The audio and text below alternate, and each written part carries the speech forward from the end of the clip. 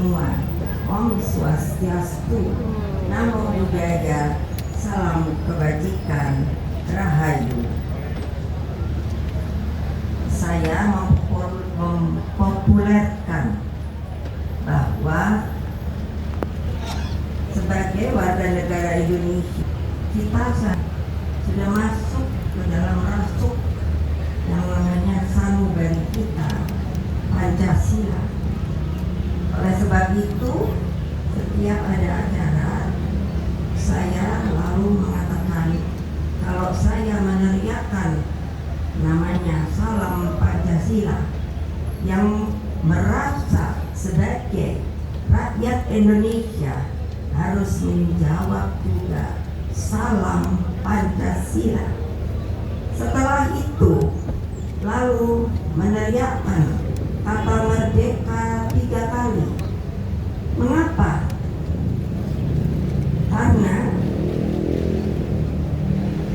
saya sangat ingat ketika saya masih kecil, saya banyak bertemu dengan para pejuang yang satu sama lain itu memanggilnya Bung, sehingga merasa sama, setara. Dan biasanya kalau mereka saling bersimpangan, mereka yang satu mengatakan merdeka, tapi yang satu mengatakan mati. Jadi saya tuh berpikir, kok merdeka disambut mati? Artinya sebenarnya saudara-saudara sekalian, kalau kita tidak merdeka di dalam perjuangan itu, maka lebih baik kita mati syahid. Hal-hal seperti ini sudah banyak dilupakan oleh yang namanya para pemimpin kita sendiri, bahwa yang namanya Negara Kesatuan Republik Indonesia itu adalah penuh dengan pengorbanan. 3,5 abad katanya kita ini dijadikan budak. Saya tidak selalu percaya soal itu, karena masa tidak ada perlawanan pada waktu itu. Saya sekarang berdiri di sini ingin menebarkan suara saya bukan hanya kepada seluruh rakyat Indonesia dimanapun mereka berada, tetapi juga untuk para anggota Republik Indonesia, warga negara, anak muda, bahwa kamu dapat menjadi seperti ini itu karena banyak sekali pengorbanan dari para pejuang kita, termasuk yang namanya tanggal 27 Juli tahun 1996. Saya tidak pernah dapat melupakan. Saya sampai berpikir, apakah ini yang diperjuangkan kita pada waktu itu?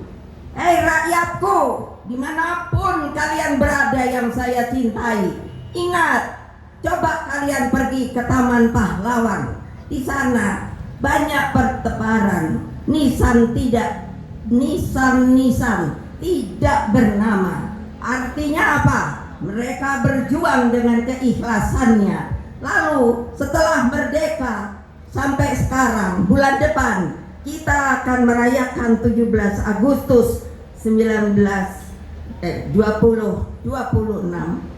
Apakah kalian tidak akan insaf bahwa kalian bisa menjadi seperti ini? Itu karena apa? Darah para perjuang, darah anak-anak muda yang waktu itu pun seperti kalian yang ada di sini sekarang. Kalian mau jadi apa?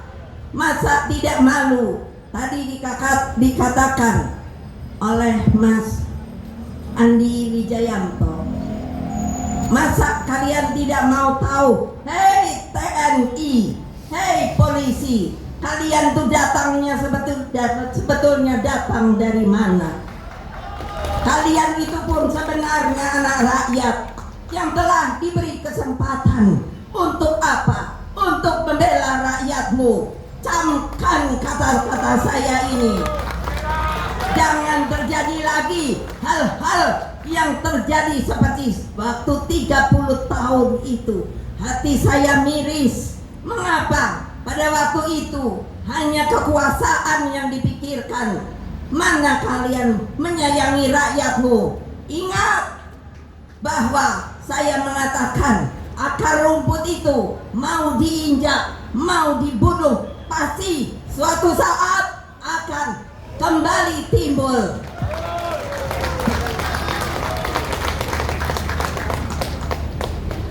Saudara-saudara sekalian, seluruh rakyat Indonesia dimanapun kalian berada. Mengapa saya bilang rakyat Indonesia? Jangan lupa, saya adalah Presiden Republik Indonesia kelima. Yang kalian yang mengambil nama itu, yang menjadikan saya bisa sebagai perempuan satu-satunya yang bisa menjadi presiden di negara yang begini besar itu.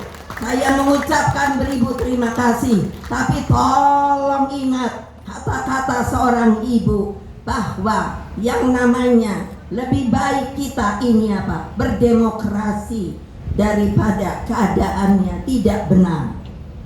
Dengan mengucapkan Bismillahirrahmanirrahim, monumen Kuda Tuli ini atau peristiwa 27 Juli pada 30 tahun yang lalu saya resmikan. Terus pegang semangatnya dan perhebat api perjuangannya.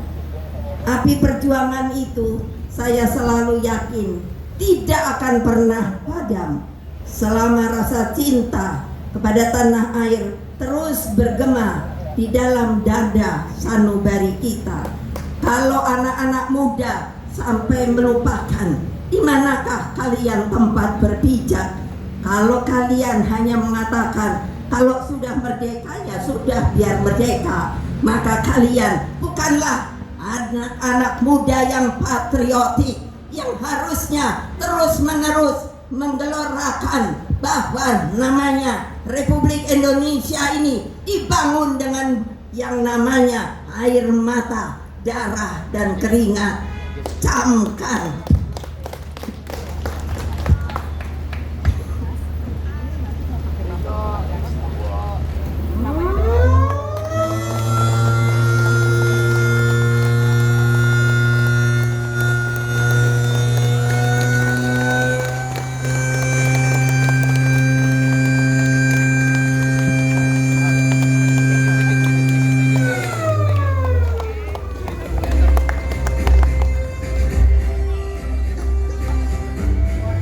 Saudara sekalian yang saya cintai, secara khusus saya mengucapkan terima kasih kepada seniwati yang saya kenal dengan baik.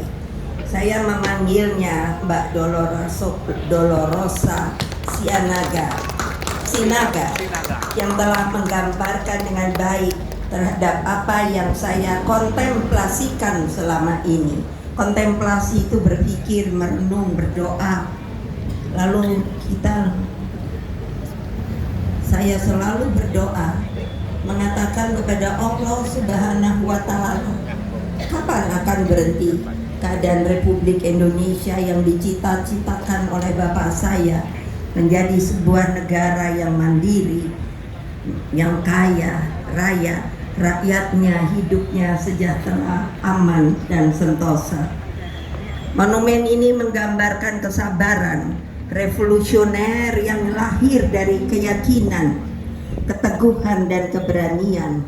Dalam kontemplasi saya melihat kehidupan saya sendiri yang saya rangkum menjadi sebuah kata-kata bahwa kita kalau yakin dalam kehidupan dan setelah itu mau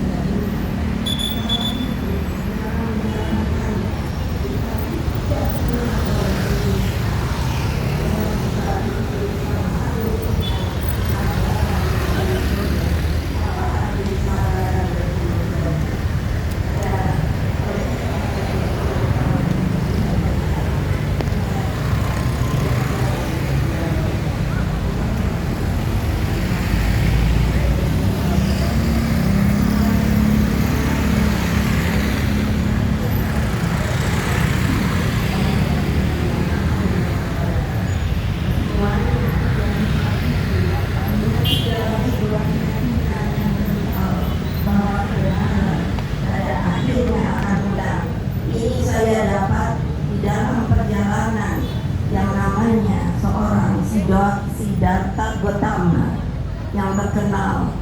Dia adalah seorang anak raja, tetapi justru tidak merasa senang tinggal di istana.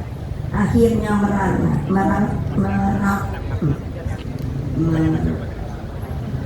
merantau, dan akhirnya dia mendapatkan sesuatu yang sebenarnya luar biasa, bahwa apapun juga biar ditindas, biar mau dihilangkan melalui orang-orang atau melalui juga politik dan lain sebagainya, tetap saya yakin kebenaran pada akhirnya akan menang. Siddhartha Gautama menyebutnya dia adalah Satyam Eva Jayate, dan saya yakin kalau kita mengikuti jejak beliau, meskipun beliau beragama beda, tetapi di dalam hati nuraninya, kecintaannya kepada kemanusiaan itu luar biasa. Maka menurut saya kita seharusnya juga bisa mengerti mengapa sampai Siddhartha Gautama itu bisa mengatakan, yakinlah kebenaran itu hanya satu yang hakiki, pada akhirnya akan menang. Satyam, sekali lagi Eva Jayate. Wassalamualaikum warahmatullahi wabarakatuh. Om Santi Santi Santi Om Rahayu. Salam Pancasila. Salam Pancasila. Merdeka. Merdeka. Merdeka. Terima kasih yang sebesar-besarnya kami aturkan kepada yang terhormat Ibu Megawati Soekarno Putri atas sambutan dan juga amanat yang sangat menguatkan spirit serta arah perjuangan kita bersama. Sini aja.